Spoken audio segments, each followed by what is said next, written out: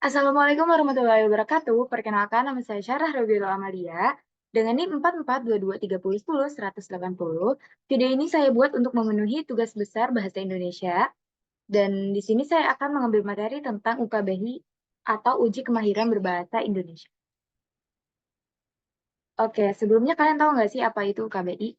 UKBI atau singkatan dari Uji Kemahiran Berbahasa Indonesia merupakan instrumen uji standar untuk mengukur kemahiran berbahasa Indonesia, baik penutur asli atau ujati maupun penutur asing dalam pengguna bahasa Indonesia, ragam tulisan dan lisan.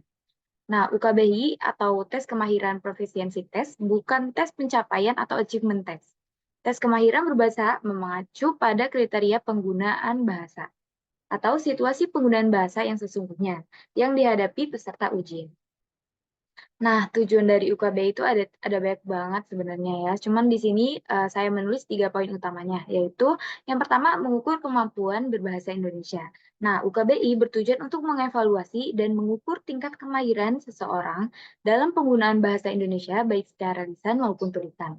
Lalu yang kedua, memperoleh sertifikat berbahasa Indonesia.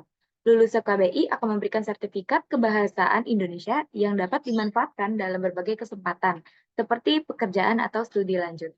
Lalu yang ketiga ada meningkatkan kualitas berbahasa Indonesia. UKBI dapat membantu mengidentifikasi area yang perlu ditingkatkan dalam kemahiran berbahasa Indonesia sehingga peserta dapat mengembangkan keterampilan bahasanya.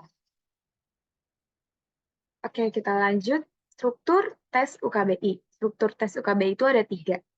Yang pertama itu komposisi tes. Komposisi tes itu UKBI terdiri dari 6 komponen. Yang pertama itu ada menyimak, merespon kaidah, membaca, menulis, berbicara, dan budaya berbahasa. Lalu yang kedua itu ada durasi tes. Total waktu pelaksanaan tes UKBI sekitar 3 jam, Bu, dengan waktu yang berbeda-beda untuk setiap komponennya. Lalu yang ketiga itu ada format soal. Nah, soal-soal dalam UKBI berbentuk pilihan ganda, isian singkat, dan uraian. Peserta harus menjawab semua komponen tersebut. Lalu komponen penilaian UKBI. Ada 4 komponen penilaian UKBI. Yang pertama itu pemahaman bacaan, yaitu tes ini menilai kemampuan peserta dalam memahami dan menyerap informasi dari berbagai tes bacaan yang diberikan. Lalu yang kedua itu ada ekspresi tulisan, ekspresi tulis. Peserta diminta untuk menuangkan ide dan pemikiran mereka secara tertulis dalam berbagai genre seperti narasi, deskripsi, dan argumentasi. Lalu yang ketiga itu ada pemahaman mendengarkan.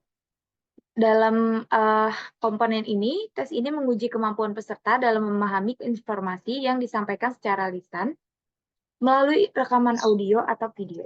Lalu yang terakhir itu ada ekspresi lisan. Peserta diminta untuk menyampaikan ide, pikiran, dan perasaan secara lisan dalam berbagai konteks komunikasi.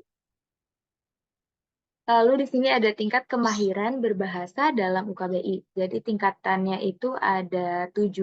Yang paling teratas itu ada istimewa, itu mendapatkan skor sekitar 725 sampai dengan skor 800. Lalu yang tingkatan kedua itu ada sangat unggul, yaitu mendapatkan skor 641 sampai 724.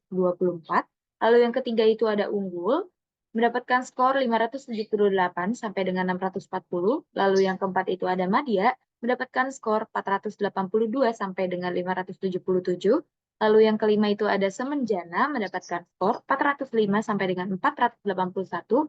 Lalu yang keenam itu ada marginal, mendapatkan skor 326 sampai dengan 404. Lalu yang terakhir itu ada terbatas, mendapatkan skor 251 sampai dengan 325. Oke, manfaat mengikuti UKBI itu ada banyak banget. Di sini saya menulis 3 manfaat utamanya, yaitu yang pertama mendapatkan sertifikat resmi kemahiran berbahasa. Nah, sertifikat UKBI yang diperoleh merupakan pengakuan resmi dari Badan Pengembangan dan Pembinaan Bahasa, Kementerian Pendidikan, Kebudayaan, Riset, dan Teknologi terhadap kemampuan berbahasa Indonesia. Lalu yang kedua itu mendapat nilai tambah untuk karir.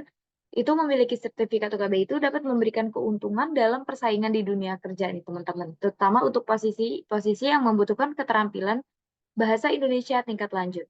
Lalu yang ketiga itu ada alat evaluasi diri. Jadi UKBI juga dapat digunakan sebagai sarana untuk mengevaluasi dan mengukur kemampuan berbahasa Indonesia secara objektif dan komprehensif. Lalu, apa saja sih persiapan menghadapi UKBI? Di sini saya menulis ada 3 persiapan. Ada 3 poin persiapan. Yang pertama itu pelajari materi. Kalian kuasai dulu topik-topik yang akan diujikan, kalian bisa mencari tahu di, Google, YouTube, atau sosial media lainnya, untuk contoh-contoh soal-soal UKBI dari tahun-tahun lalu. Lalu kalian simulasi tes, kalian lakukan latihan secara berkala, kalian lakukan latihan nggak cuma sebulan, 2 bulan, usahain tuh kalian semaksimal mungkin supaya nanti di hari H-nya tuh kalian sudah pede ngelakuinnya dan kalian bisa jawab semua soalnya. Lalu yang terakhir itu kalian juga perlu manajemen waktu. Jadi kelola waktu pekerjaan dengan baik. Jadi kalian tuh harus, usahain tuh buat target satu soal tuh 1 menit, jangan lebih dari 3 menit. Karena kalian tuh kan akan dapat 4 subbab, soal-soal yang tadi saya udah jelaskan dan kalian tuh udah harus bisa manage waktunya tuh untuk setiap soalnya. Lalu yang berikutnya itu ada teknik pengerjaan soal UKBI, teknik mengerjakan soal UKBI. Yang pertama itu pahami instruksi dengan baik. Bacalah setiap soal dan instruksi dengan seksama sebelum menjawab. Pastikan kalian memahami apa yang diminta dalam setiap pertanyaannya. Jadi kalian harus benar-benar pahami soal-soalnya itu. Kalian baca dulu tuh perintahnya. Lalu kedua itu memanfaatkan waktu secara efektif. Kalian jangan sampai waktunya itu habis di satu soal itu aja. Kalau bisa kalian tuh misalkan ada soal susah, kalian lengkap dulu, kalian jawab soal-soal yang mungkin menurut kalian tuh gampang atau mudah bisa dikerjakan. Jadi atur waktu kalian agar dapat menyelesaikan seluruh bagian tes. Jangan sampai kalian stuck di satu soal-soal itu aja. Nanti kalian kehabisan waktu dan akhirnya kalian nggak bisa dapetin soal-soal berikutnya.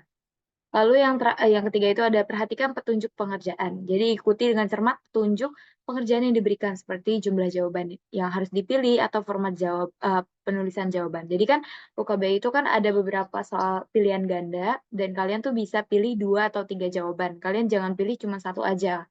Itu akan mengurangi poin kalian. Nah, yang terakhir itu yakin dengan jawaban kalian. Kalian tuh harus pede, jangan ragu-ragu, jangan asal pilih juga tapi. Nah, itu pertimbangkan dengan baik dan pilih jawaban yang tepat. Kalau misalkan kalian tuh masih ada yang ragu, kalian bisa cek lagi, kalian baca-baca ulang lagi, tapi di akhir-akhir ya kalau kalian udah jawab semua soalnya. Jadi, yang terakhir itu tuh kalian, usahain waktu 30 menit untuk ngecek seluruh jawaban, gitu. Lalu ada pelaksanaan UKBI, di sini ada 4 pelaksanaan ya. Pertama tuh pendaftaran online, sekarang semuanya dilakukan secara online ya Besti, ya teman ya. Nah jadi pendaftaran online ini kalian, memesan dan membayar untuk mengikuti tes UKBI dapat dilakukan secara online melalui situs resmi Badan Pengembangan dan Pembinaan Bahasa. Lalu kalian ada jadwal pelaksanaan, UKBI diselenggarakan secara, berkala di berbagai kota di Indonesia. Kalian cek dulu tuh di kalender pelaksanaan terbaru di situs resmi untuk informasi tanggal dan lokasi. Jangan sampai kalian tuh salah tanggal atau salah lokasi ya.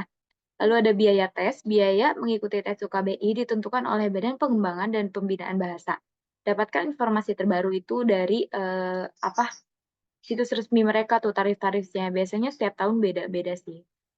Lalu ada lokasi tes yang terakhir, tes UKBI diselenggarakan di berbagai tempat seperti universitas, sekolah, atau kantor pemerintah yang telah ditunjuk sebagai pusat uji.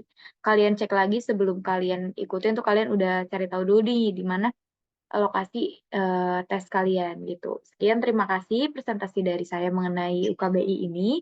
Apabila ada salah kata atau pengurangan materi saya mohon maaf, semoga bermanfaat. Wassalamualaikum warahmatullahi wabarakatuh.